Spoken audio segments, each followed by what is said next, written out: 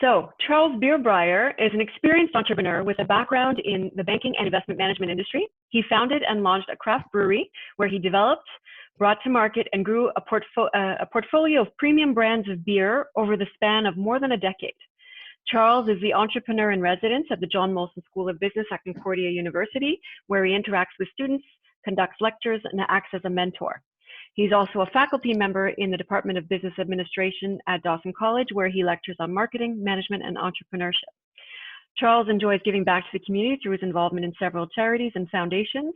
Charles is an experienced public speaker, lecturer, and business consultant, well-versed in marketing and management, and has been featured in several magazines, television, and radio shows.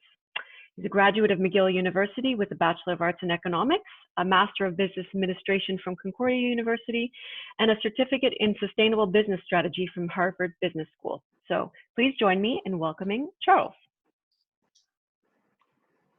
Thank you, Heather. It's great to see everyone. Can everyone hear me?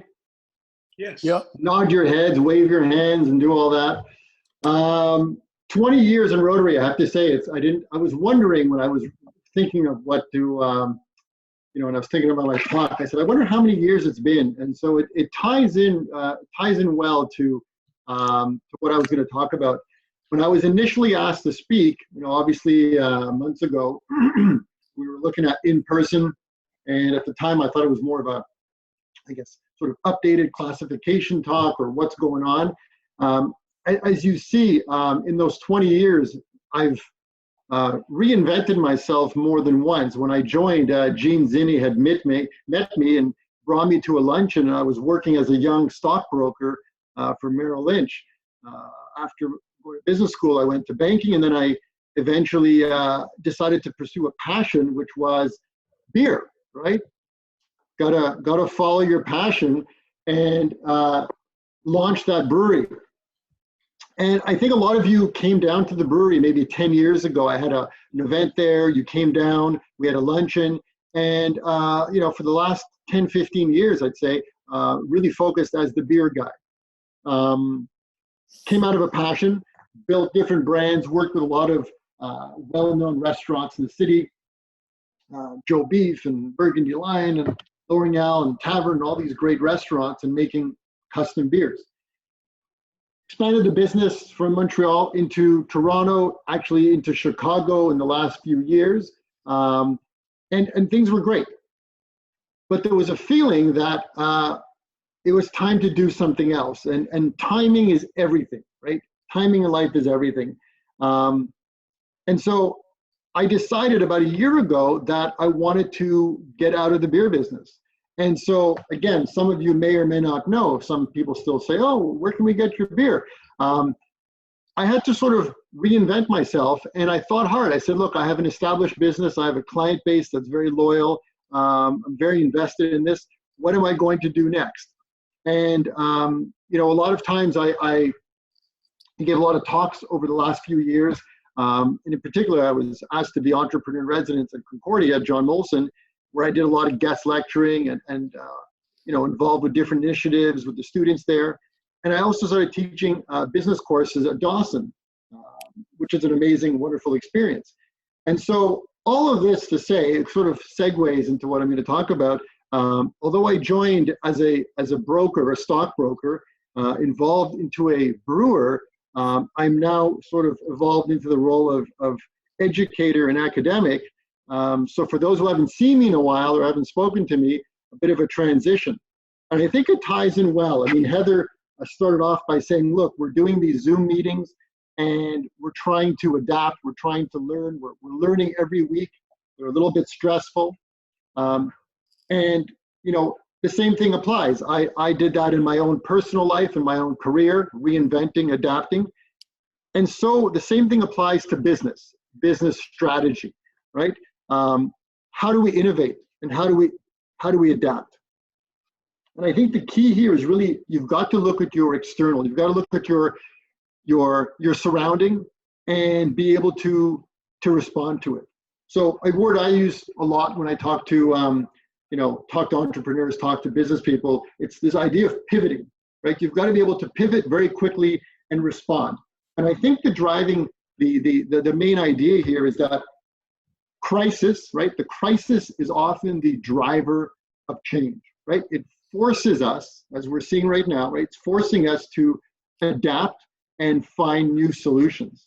So give you sort of a quick example that I experienced even in the last couple of months, right? I've been giving some courses and lectures, and we've seen that the colleges, CEGEP universities, was predominantly done in person. And I was also a fan of this. You know, I liked going in the classroom, meeting with the students, you know, talking to them, interacting with them in person. And the idea was often floated, you know, oh, we should go online, we should do more online courses. And, you know, a lot of times it's the old saying, if it's not broken, why fix it? So, you know, all of a sudden, coronavirus, COVID-19, whichever way you want to brand it, hits, everything gets disrupted. How do we deal? So CEGEP's universities, colleges, high schools suddenly go online. Steep learning curve, trial and error in the first few weeks, very entrepreneurial, so something that I can relate to and appreciate. But imagine this, in a short time frame, in a matter of a couple of weeks, there were no surveys and long studies, there were no impact evaluations, committee meetings, and endless, you know, reporting. In a span of a couple of weeks, 100% online. Imagine that. 2 to 3 weeks, and guess what? It works on top of that. So we were forced to adapt, right? Forced to come up with new solutions. Not only does it work, but students and teachers are noticing a lot of benefits.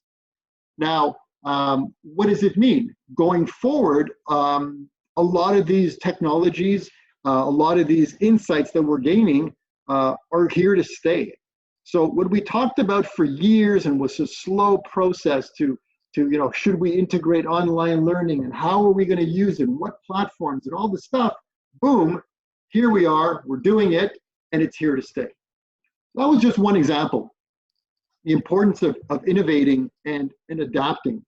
And when I speak to entrepreneurs and a lot of startup companies, you know, it's something that I keep hammering in, right? You've got to be able to pivot, adapt, and deal with the surrounding situation, what's happening.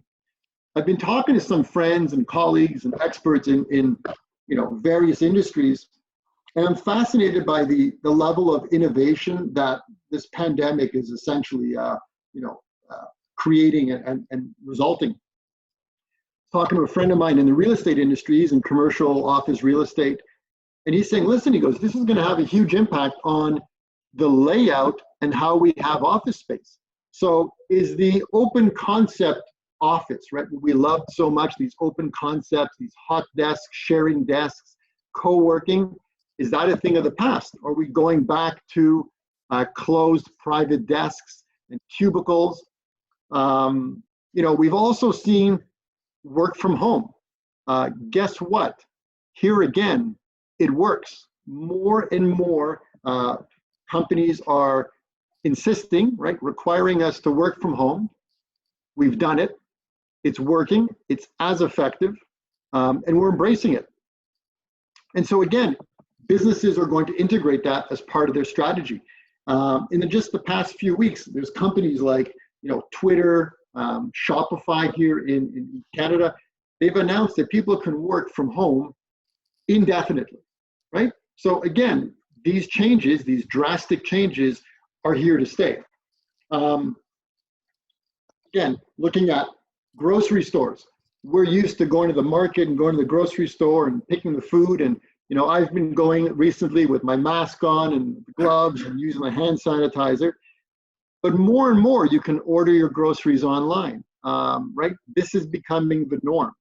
I've even been reading articles about portable, or how do you call it, these, you know, bus-like portable grocery stores that'll pull up to neighborhoods fully stocked with produce and vegetables and fruits and all this good stuff, and you go into the street and, you know, socially distanced, the food comes to you. We're seeing a lot of restaurants have to adapt, right? They're getting hit really hard. How do you deal with this pandemic if you're a restaurant and you're trying to strategically plan going forward? I was watching a clip from, I think, Tout le monde en parle, and there was a bunch of local restaurants talking about how they have food trucks, right? They have their food trucks, like the Grumman food truck that we know well. And they're saying, look, it's not feasible for us to maintain the revenue that we had using socially distanced, spacing out in the restaurant bar. So we're going to focus more on the idea of our food trucks and, preparing food, this idea of ghost kitchens, right? Preparing food somewhere, bringing it through a truck, bringing it to the public. And so more and more, again, restaurants are having to reinvent their business model in order to be, to maintain their revenues. We're seeing companies reinvent their product lines, right? They're coming out and they're producing protective equipment. So again, this pandemic is causing a real disruption, a real shakeout, and how are companies going to react to this? So what is all this about, right? I've given you a little bit of, history and background in some cases. We are living the pandemic. We are living in it right now. And I thought it was important to talk about this because we can talk about business strategy and we can talk about, how to figure out for the short term and the medium term. But the reality is that this is something we haven't seen in 100 years. And if you think about it, over 98%, 99% of Canadian businesses are considered small or medium enterprise. So what does that mean? Less than 500 employees. This is actually the backbone of our economy. And we're talking about products, we're talking about services and employees. So in order to survive, I think businesses are going to really have to think hard and formulate intelligent and strategies that are going to get them through the next few years.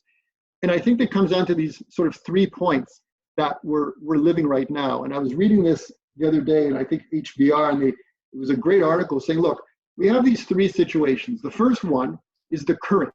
And this is when the pandemic struck back in March, where everything kind of came to a grinding halt.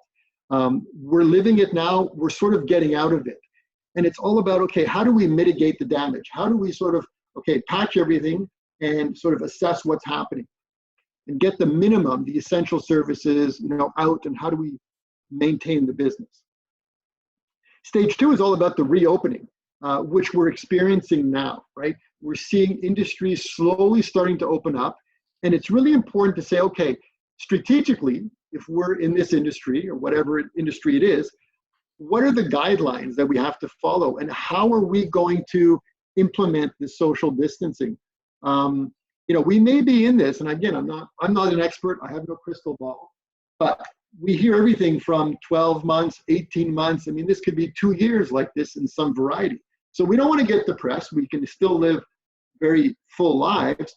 But the point is that companies have to deal with this. So how is the reopening going to look?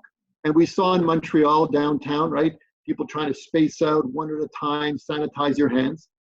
But I think the third point is really critical. And we have to think about seriously is what is life going to look like after, right? Post-pandemic. So it's one thing to figure out, okay, how do we get out of this and how do we deal day to day while we reopen? But how is life going to be 2, 3, 4 years from now? And it's going to be very different, unfortunately, or fortunately, depending how you look at it. Certain things that we took for granted may no longer be the norm. I talked briefly about working from home.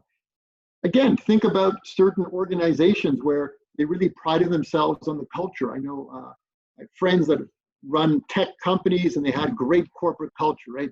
You'd all sit around and have drinks after work and have softball games, and the culture was important.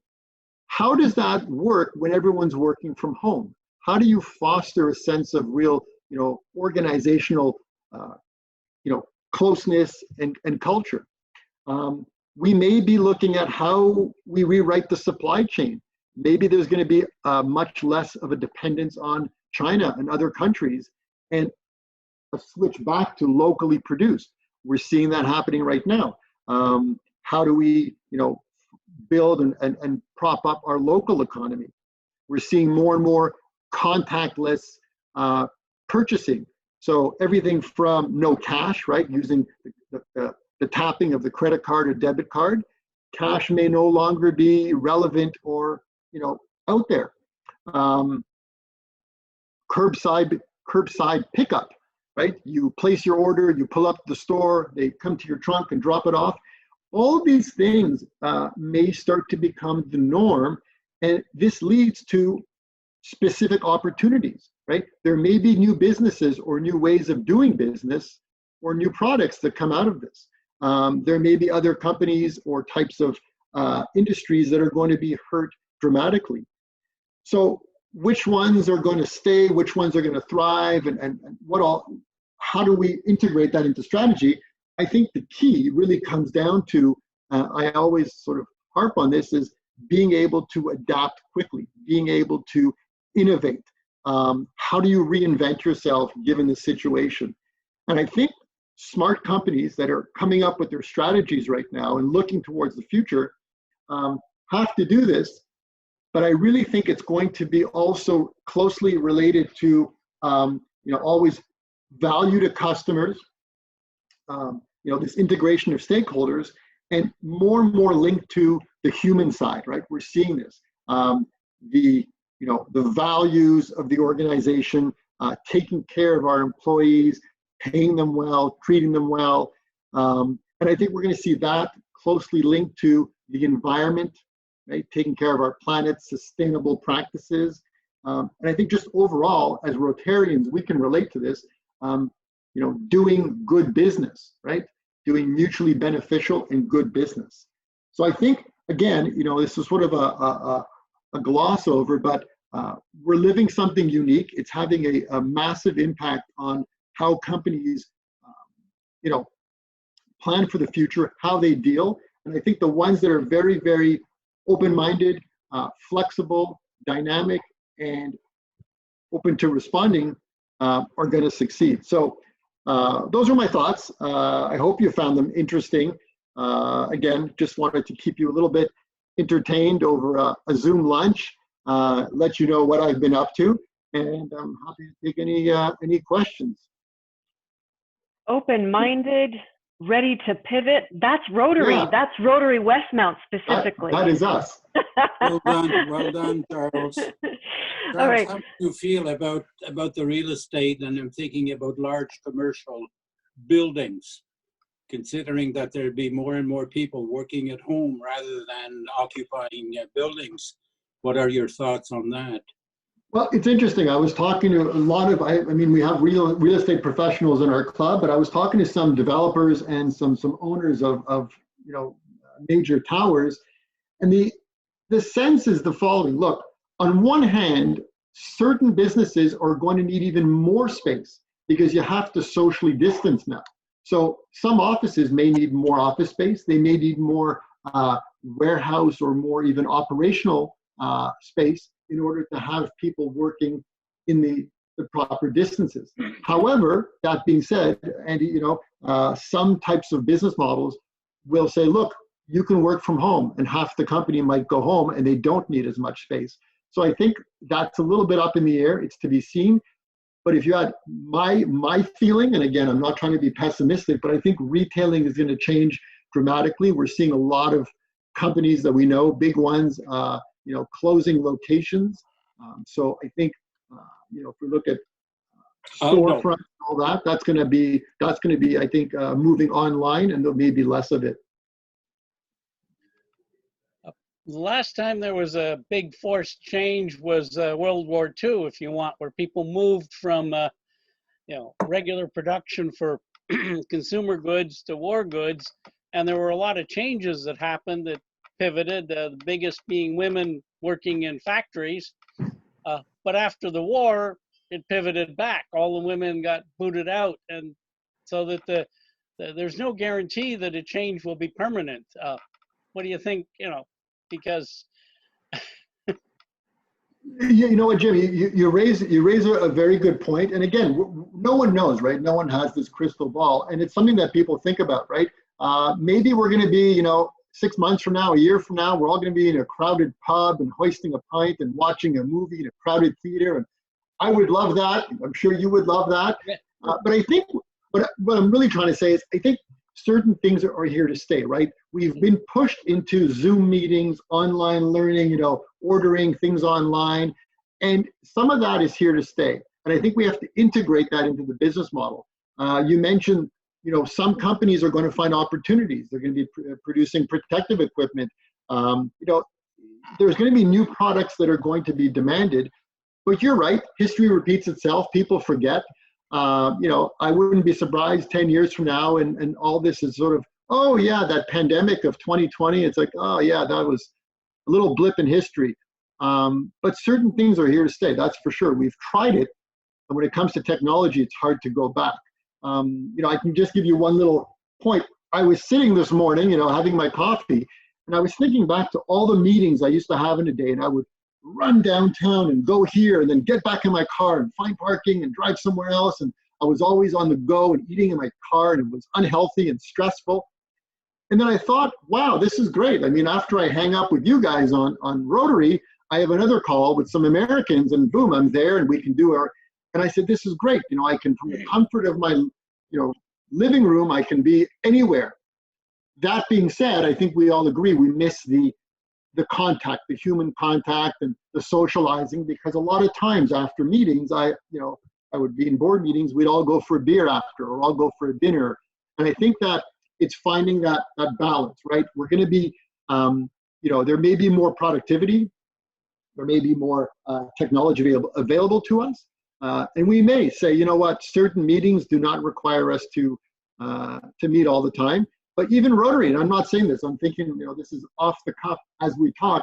I said, maybe Rotary says, hey, we have one virtual meeting a month and the rest are in person. And that might be acceptable. People say, oh, you know what, we did it for a while. We did it for 6 months and it worked. So why not? I'm sure if Heather had suggested an online meeting, you know, a year ago, we would have all said, oh, no, it can't be done. So, you know, I think it's part of the learning curve and trying to adapt.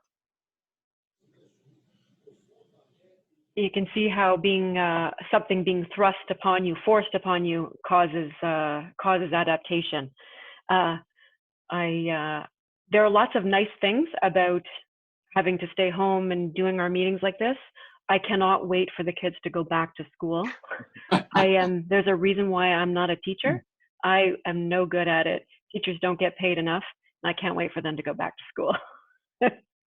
No, it's tough, and I think we're all coping. We're all doing our best, and I think we'll be happy to get out of it. But I think we should take the best from it and try to, you know, if we can learn some things and adapt, you know, that's what we can take from it. Charles, I think you make a lot of good points, and the earlier one, and then you came back to it, was this is not 4 or 5 or 6 months. We as the Rotary Club, I mean, we're not going to see any kind of a vaccine for at least, let's be Donald Trump and say, oh, we'll have it in 6 months. Well, it's going to be at least a year before we have that. It's going to take a year or more to get everybody vaccinated. And they can't just roll out billions and billions of these things. So I think we're 2 years away from having the vaccine and everybody being safe. Well, that's an awful long time for us to be, you know, shut in or on or whatever. But like you say, it's going to be part of the new world. But yeah. But a part of an advantage to that is, as an example, at our meetings when we were at the Victoria Hall, we were generally, like, we're a club of 35 people, and we would generally have 30-ish, sometimes 25, sometimes 32, but in that area. Well, we've got 33 online here today. But we have people from the United States that are online today. We have people from Nunavut. Hello, Julie. There's all kinds of opportunities for us to expand our horizons. And it's going to change the way clubs operate, but it could also open things up to finding new members. We would never would have been doing this. I mean, we don't know how it'll turn out, but this Spidey adventure that we're going on, you know, here we are. We're probably going to invite over 1,000 people to come to this thing on YouTube. How many people come? Yeah. We don't know, but they can be from all over the country, because if we're sending it out to our friends and family, you know, God knows who we're going to reach. So there's some positive impacts here also. No, absolutely. Good point. I think it's great that we have the opportunity to work at home. However, I think a lot of business, when I was working at least, was done away from the office. It was done in social settings. It was done at dinners. It was done on a golf course. And a lot of deals were made outside of the office. And I think that's going to be a major change, doing things on the computer. The social activities that surrounded business will no longer exist. And so it's like sitting around a corporate table and having meetings, having meetings the way they were conducted in a meeting setting as opposed to outside in a social setting. And that's what is going to be lacking doing it this way. And so I think we're going to gain a lot doing it virtually, but we're going to lose a lot without the social interactions that we had before. And I don't know how we gain that. I don't know how we are going to do that. That's going to be lost this way. That's the tricky part. That's the tricky part, right? But I think it's like anything. We're being sort of shoved and forced to go to one extreme, and it's like anything else. Once we do get through this, and we will, and things get more, a little bit less, relax a bit with the rules and regulations, we will find ourselves back to some happy middle. But I don't think it'll ever be where we were originally. But again, there will be days where we'll be all able to meet at the Rotary, Victoria Hall and have lunch, and that's going to be great. But we also have experimented with online meetings. We've also done other things. And I think businesses are realizing that you can send people home and they work from home. But you raised a good point. The social, the interaction, having the golf and all that. It's going to come back. But in the meantime, we have to find other ways to try to replicate that. It's tough. It's not easy. Do you think the online purchasing will continue, Charles? Oh, of course.